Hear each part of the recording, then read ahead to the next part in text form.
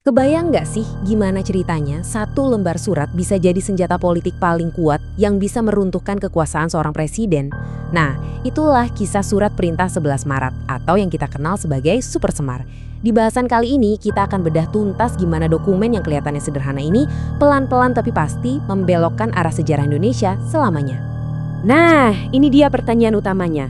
Gimana ceritanya Presiden Soekarno, sang proklamator, bisa kehilangan semuanya dalam waktu sesingkat itu?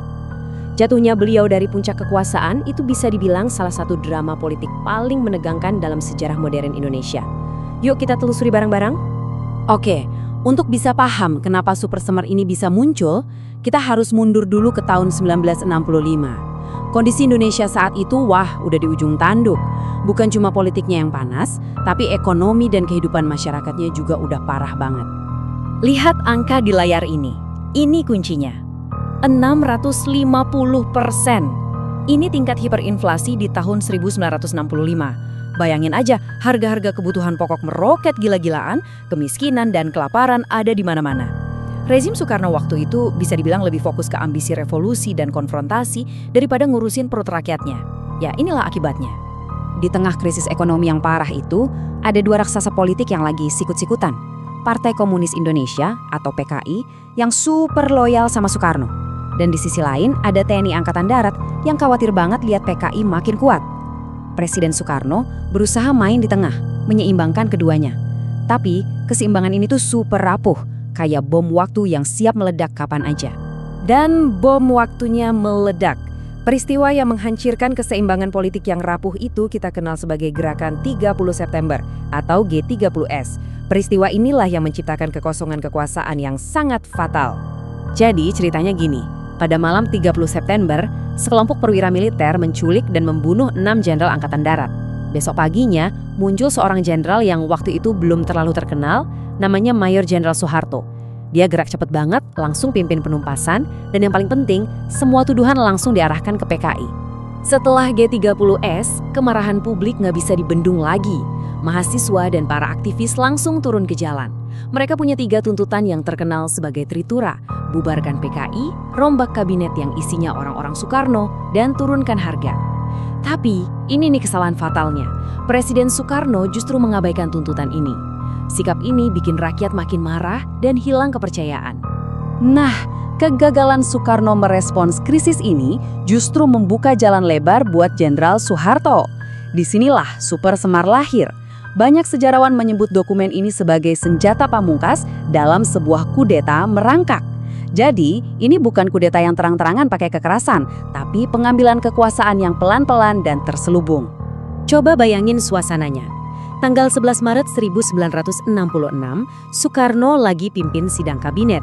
Tiba-tiba, Istana Merdeka dikepung sama demonstran. Yang bikin makin tegang, ada pasukan bersenjata yang gak dikenal identitasnya ikut ngepung juga. Dan yang paling menarik, Jenderal Soeharto gak ada di sidang kabinet itu. Dalam situasi panik dan merasa terancam, Soekarno langsung cabut dari istana, naik helikopter ke Istana Bogor. Ini bukan sekedar pindah lokasi loh, ini adalah simbol yang nunjukin betapa terisolasinya sang presiden. Dia makin sendirian dan posisinya makin lemah. Dari rumahnya, katanya sih lagi sakit, Soeharto ngutus 3 jenderal kepercayaannya untuk nemuin Soekarno di Bogor. Misi mereka udah jelas banget, mendesak Soekarno supaya ngasih wewenang eksekutif ke Soeharto buat memulihkan keadaan. Di bawah tekanan yang begitu besar, Soekarno tahu persis apa yang mereka mau.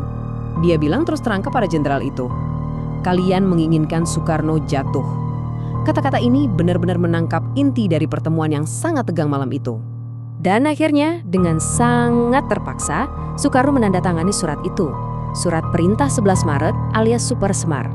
Dokumen inilah yang secara efektif memindahkan kekuasaan dari tangan Soekarno ke tangan Soeharto. Momen inilah titik baliknya. Begitu Super Semar ada di tangannya, Soeharto nggak buang-buang waktu. Dia langsung bergerak dengan sangat sistematis buat membongkar rezim Soekarno dan membangun fondasi kekuasaannya sendiri, yang nantinya kita kenal sebagai era Orde Baru.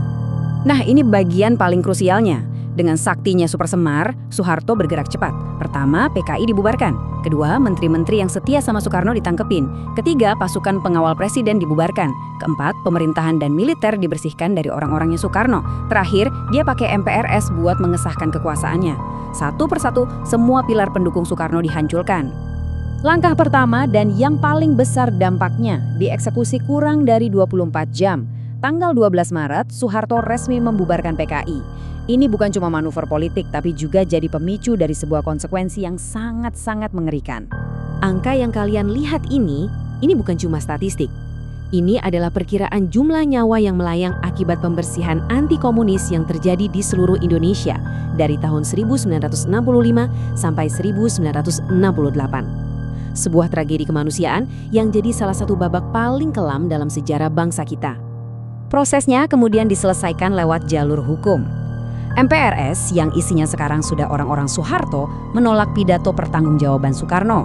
Akhirnya pada 12 Maret 1967, pas setahun satu hari setelah Super Semar, Soeharto resmi dilantik sebagai pejabat presiden. Rezim Orde Lama pun resmi berakhir. Jadi, setelah kita melihat semua rangkaian kejadian ini, kita balik lagi ke pertanyaan awal.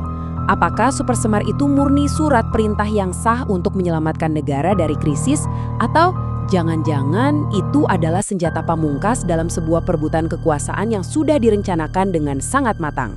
Sampai hari ini pun, sejarah masih memperdebatkannya.